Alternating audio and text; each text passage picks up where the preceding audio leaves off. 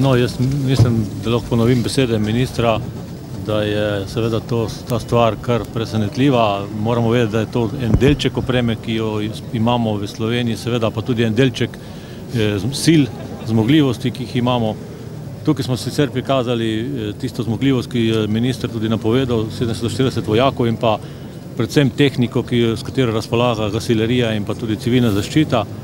Imamo pa na razpolago še veliko te tehnike, predvsem gasileriji, da ne govorim pa o kadrovskih resursih, ki jih je tam 60 tisoč vsega skupaj, prostovoljnih in poklicnih sestavov na tem področju, in kot je minister omenil, ki jim potem seveda lahko pripomože še vojska, pa tudi policija.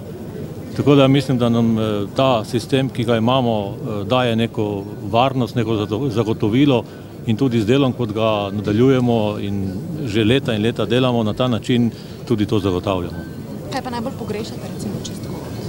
V državnih rezervah je zmeraj manj opreme, tu pogrešamo zato, ker je seveda ta recesija nas na tem področju prizadela in mi zadnja leta, zadnjih 4-5, tudi morda že 6 let, za državne rezerve namenjamo veliko premalo sredstev in program, ki smo si ga zadali, da ga bomo uresničili v letu 2009, ga še zdaj nismo in tudi ga ne bomo še par let, če bo se seveda stanje nadaljevalo.